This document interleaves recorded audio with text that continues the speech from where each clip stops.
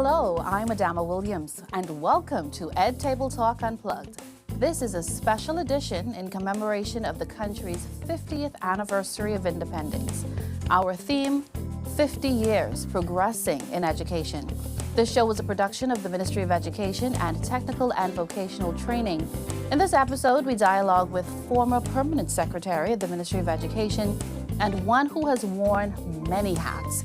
He's been the former Director General of Tourism, the Chairman of the Caribbean Tourism Organization, CEO and Deputy Chairman of the Hotel Corporation, and Senior Policy Advisor to the Prime Minister most recently. So our special guest comes with a wealth of knowledge and experience in constructing the fabric of this nation. Specifically, we will hear his perspective on the progress of the Bahamian education system over the past 50 years. We'll also take a look at some of the contributions which he's made to this educational enterprise. Our guest is none other than Sir Baltron Bethel. He was, of course, a part of the pre-independent system of education, so he would have witnessed a complete metamorphosis, being privy to what worked, what somewhat worked, and what perhaps did not work at all. It must have been a joy to see the social and economic barriers removed that for some time stifled the growth of an educated nation. We are so pleased to welcome Sir Baltron Bethel. Sir, thank you so much for joining. I'm delighted to be here with you today. Yes, it is certainly a pleasure. And let's just jump right into the conversation. We want to know a bit about you. Tell us a bit about your background and on which island were you born? What was your upbringing like? My upbringing was one which spans many years. I was born in the settlement of Palmetto Point in the island of Eleuthera. Mm-hmm. My father was a farmer. He was a preacher. He also had been a seaman. My mother was a housewife. And together they raised 4 children, I being the oldest of them, and received my early education at the Palmetto Point all-age school before winning a scholarship, one of 4 for the entire family islands to the government high school. And then I moved to New Providence, and I lived with my grandparents who had moved from Abaco because my mother was an Abaconian and married an Eleutheran. And I entered the public service in 1950 and ended my public service career in 2017. Wow. Wow. And we're going to hear a bit about that, your tenure during your time at the public service. Now, so you grew up in a typical Christian, Bahamian Bahamian home. You said your dad was a farmer. So you've come from real humble beginnings. What were the conditions or the circumstances like in our country at that time? The circumstances in our country at that time, we were essentially a farming and fishing community. Mm-hmm. There was a merchant class which was dominated by white Bahamians, the elite who also dominated the politics of the day. They controlled both the economy and the politics. At that time, all Bahamians couldn't vote. Women didn't have the right to vote. Mm-hmm. And those who had the right to vote were property owners who were qualified. And the situation was we were a colony, but the ruling class, the elite white ruling class predominantly, controlled both the economic, social, and national affairs. Mm-hmm. That must have been a challenging time for you. It was, and there was very little upward movement or mobility from humble beginnings into the middle class. And that, of course, carried on very largely until the time that we attained majority rule in 1967. Yes, sir. And with that said, what did this mean, majority rule? What did that mean for Bahamians? Majority rule meant a lot of things. First of all, it meant that the Bahamians were in charge of their own affairs except for defense and national security. There was still, of course, a Governor General who was an English colonial appointed Governor General. It wasn't until independence that we had a Bahamian Governor General. I don't want to interrupt you, but just make that point clear, because there is a lot of confusion seemingly on who the first Governor General was after independence. So just stress that for me. Well, the first Governor General after independence, at independence, Sir John Paul, yes, sir. was the Governor General, and he held it briefly until he was replaced by Sir Butler. Yes, sir. The first And, Bahamian. yeah, first Bahamian. Yes, sir. And one of the interesting recollections is seeing Sir Butler dressed in the old colonial uniform, the white uniform with the stripes and so on. Yes, sir. And the helmet with the feathers, colonial helmet. And he makes a speech from the throne, and he declares that it will be the last time that uniform would be worn. What a joy that was. What a joy it was. And Which was symbolic of throwing off the yokes of colonialism and of minority white domination. Yes, sir. And so you alluded to it earlier, your tenure in the public service. How did you come to be engaged in the public service? Very interesting. You indicated, as indicated, my parents, I came out of humble beginnings, but they always wanted the best for their children.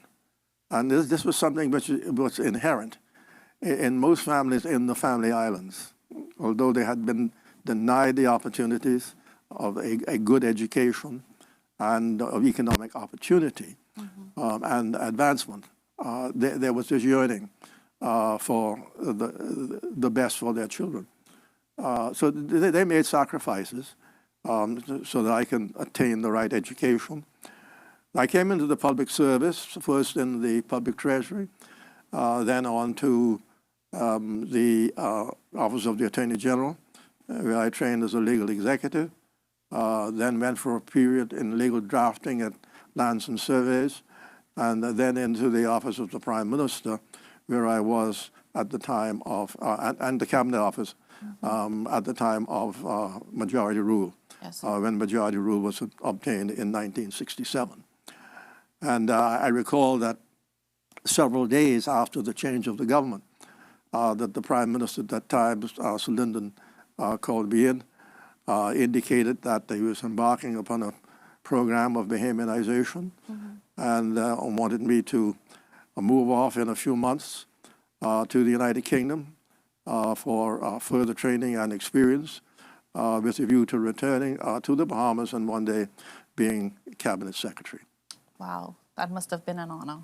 It was, and I went on to the University of Manchester, did a postgraduate program in development administration and public administration, and at the end of 2 years, I also underwent a series of attachments to different agencies in the United Kingdom Cabinet Office, the Northern Ireland Cabinet Office, Staffordshire County Council, in Ireland, in local government, in economic affairs and policy affairs in the economic unit in the United Kingdom, and then returned home and eventually became Undersecretary.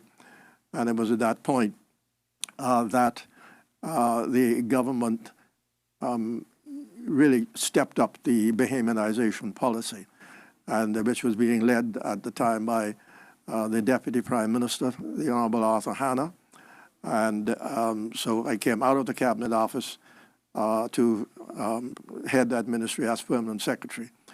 And there we were able to lay the groundwork and carry out the plans for Bahamianization, as well as preparations for independence. We got involved with all of the preparations of the competitions for the flag, the motto, the national motto, the national anthem. The flag, we had some interesting occurrences with the authority in the UK, which was responsible for mottos and national flags. They didn't like the aquamarine, that it was going to fade, Wow. and so on. But we battled with that, got it done. And so we moved on here in this period in 1967. Yes, sir. And listen, I know there's so much to talk about because that time, that was a transitional period and a lot of major events took place. So we're going to take a short break right now. And when we return, we're going to talk more about your direct involvement in education and contributions that you would have made. Stay tuned.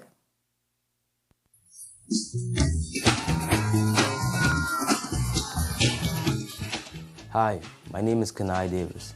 I'm a 9th grade student at SEO5 in junior high school. I'm not a straight A student, but I will not give up on my goal of obtaining my high school diploma and graduating in the next few years. And you shouldn't either. Your dreams matter, your goals matter, and getting a good education will make that possible. Always remember, the race is not for the swift, but those who endure to the end, stay in school, and always put your best foot forward.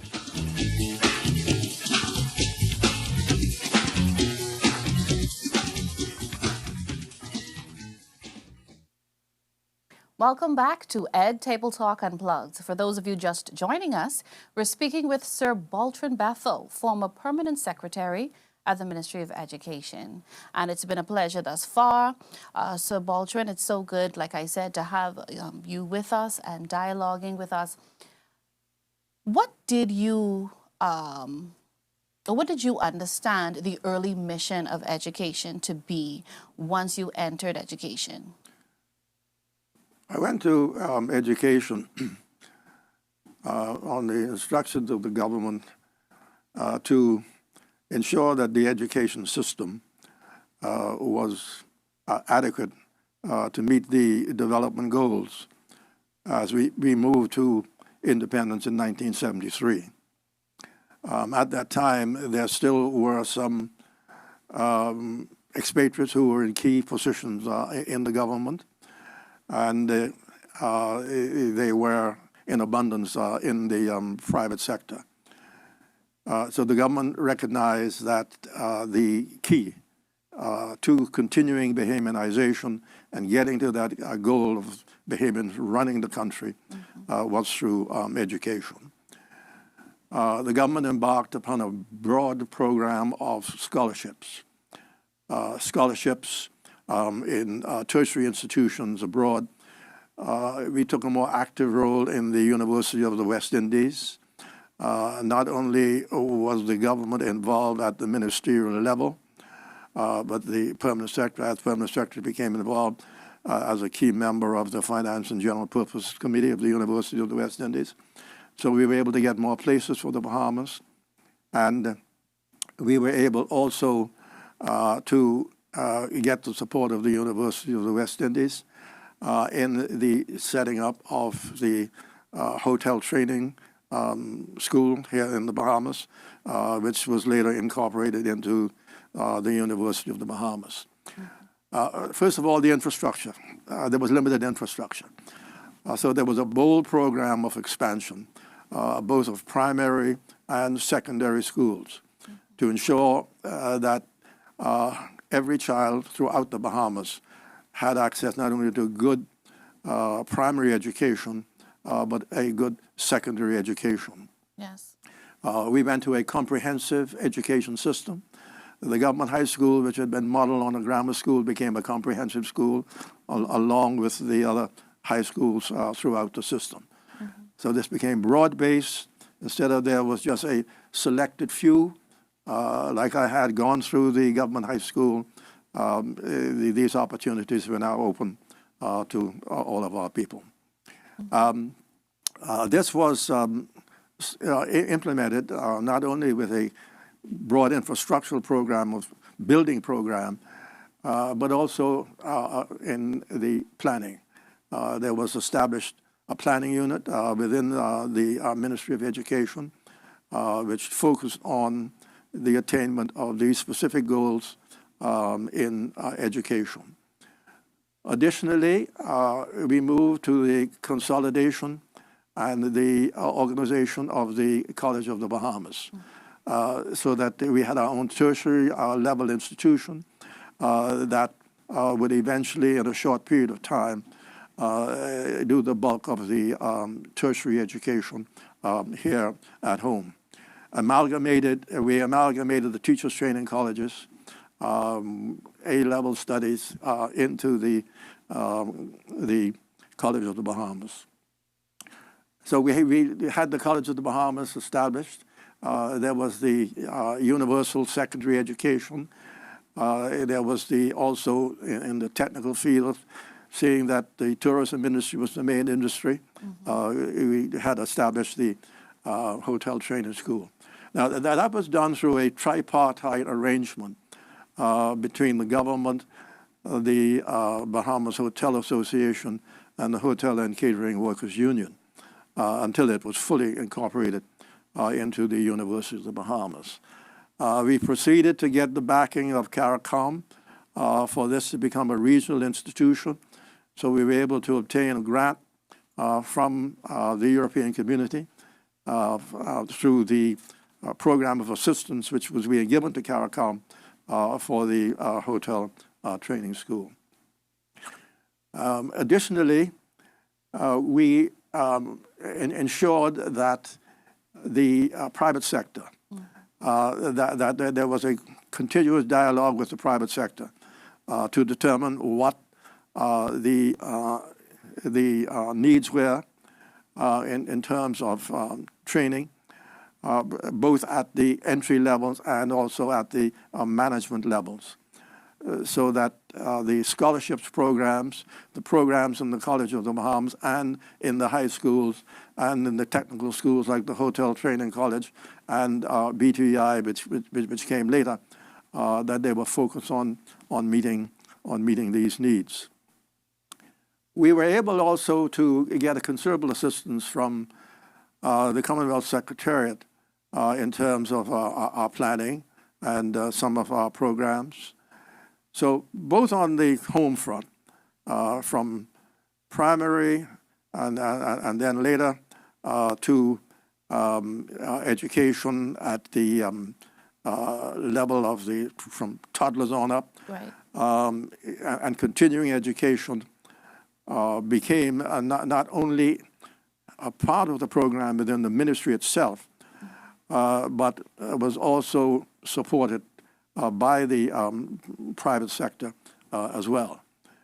And so we ensured that in major industries like the financial services industry and the tourism industry, was the two main pillars of the economy, agriculture and other areas, that there was a focus in the education and training programs to meet these varied needs.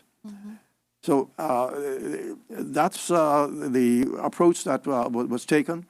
It was a very intense program, and there was a monitoring of the programs.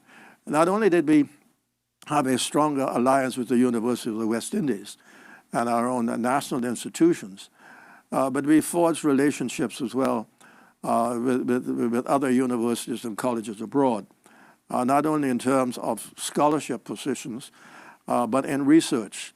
For instance, the Finger Lakes group of colleges in New York, they were greatly involved with the establishment of the research center in San Salvador, and which also opened up scholarship opportunities. And different universities, different institutions, we formed alliances with, forged memoranda of understanding, so that there was this mammoth undertaking, which completely transformed education. And the result was the result of this educational thrust tied in with the various sectors of the economy. We were able to move, and this was recognized internationally, with the upward mobility of Bahamians from their humble beginnings. We were able to accomplish, within the first 5 years of independence, the largest movement within the Caribbean region of persons from the poverty level into the middle class. This is what education did for us. Wow, what a transformative period. I mean, the network of brilliant minds. I'm proud to be a Bahamian. I'm proud to be a Bahamian. And listening to you talk, I realized that we have, what we're doing now is we're just building on what was established during that time when you're looking at tertiary education. And it's amazing. Hats off to you, our forefathers, and everyone else with the vision and executing that vision. The other thing that happened was that the government allocated the greatest section of the budget. We had the largest budget established for education, and that was a policy which continued for quite a while. So, Yes. These programs didn't lack the financial support of the government, Yes. and sources which were also sourced from the private sector. Yes, sir. And they're telling me now it's time to wrap up this segment. We're gonna take a short break, and when we come back, we're gonna hear more from Sir Baltron and his perspective on education, the progress of education here in the Bahamas over the past 50 years. Stay with us.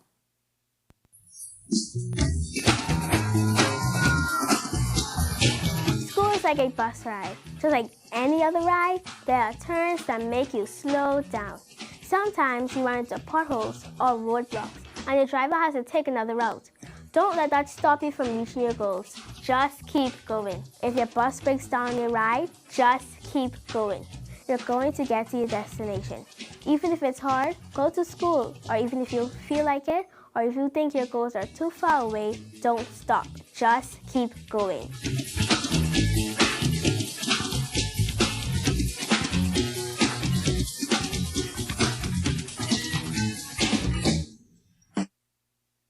Welcome back to our final segment of this episode of Ed Table Talk Unplugged. It's certainly been a delight thus far speaking with Sir Baltron Bethel.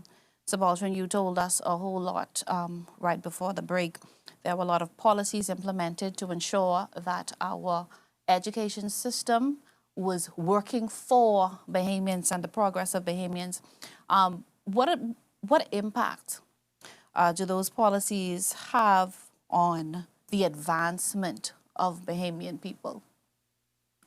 It had a considerable impact, so much so that within 5 years of our independence, the public service was run completely by Bahamians. Bahamians ascended in the private sector, all elements of the private sector. The effect of this massive emphasis on education also had the effect of expanding the economy, that Bahamians reached out and into other areas other than financial services and tourism. What it also did, it also exposed Bahamians. This was not only just an internal thing of ensuring there was Bahamianization, but Bahamians were also exposed abroad, where many of them were trained and they came back and they brought that exposure here into all sectors of the economy. But what I'm trying to emphasize here is that this whole massive government exercise in education, it was not just simply an academic exercise, but it was a deliberate exercise which was done with particular outcomes in mind, so that we were able not only to run our own affairs, but to expand the horizons and with new opportunities for Bahamians. And also it prepared us. We were in a very rapidly changing environment. Technology was changing. The way you implant knowledge, it was changing. It's still changing. And so we got caught up in that. And we not only had to fill in these gaps here at home, but we also had to be prepared to compete with the outside world. Yes, sir. and to lift our horizons to recognize that the Bahamas was not only for Bahamians, but that we should embrace the opportunities not only in the Bahamas, but that we should prepare Bahamians to embrace opportunities abroad. So this was all a part of the process. Yes, sir. And the impact that has had up to the present time. Yes, sir, and that all leads us to national development. Yes. So what does this mean for national development? Education? Education was the key for national development. I saw it very much later on when I moved on from education and moved into tourism and into investments and broad policy planning. That we can only, we were only successful, as successful as the education system had been. So true. And so where we are today, we're at a point where education must play a role now in emphasizing excellence. Yes, sir. Not only to get a certain level of education, but the emphasis must now be on excellence, achieving excellence. And if we look at the policies which are now emerging and the challenges which came out of the pandemic and so on, they've added to the challenge of achieving excellence. And programs which are now being implemented are building upon those building blocks which we had laid earlier to be able to remedy what's happened and in order to meet the national development goals. Now, education not only played a part in preparing our people to be well educated, but in our socialization as well. As we come to this particular period of time, to be able, in light of all that is going on now with regard to the environment and the apprehensions that we have with regard to the future, with the challenges that are coming from Global warming. epidemics and weather conditions and Yes, so sir. on. We're better able, as a result of our educational system, Yes, sir. to be able to cope with these measures and to implement these policies. Yes, sir. And so with that said, where do you see the Bahamas in the future? The Bahamas in the future, as I see the Bahamas in the future, I see a far greater role being played by the Family Islands. There are great opportunities under the Family Islands. The available land and natural resources in the Family Islands provide an opportunity. I see the future, too, as not only being a future internally within the Bahamas, but Bahamians playing a greater role in the regional and in the international economy and opportunities. Bahamian businesses, Yes, Bahamian technology must now reach out beyond our borders. So as for the future, and particularly in the view of a growing population and all that has happened within the world in terms of the world really becoming a village, in terms of being a part and being encompassed by international regulations and requirements and organizations, that Bahamians who are cosmopolitan by nature will be able to have an even brighter future as we embrace the larger world. And that, again, we're going to be able to embrace the larger world because of what has been happening in education. Yes, sir. Great note to end on. We may not be here to see that future you're talking about, but with God's help, we'll get there. Yes, thank you. And that is something which we have much to thank God for, Yes, sir. and for the future. It's in His hands as well as ours. Yes, sir. And again, I reiterate, it has been a pleasure Thank you.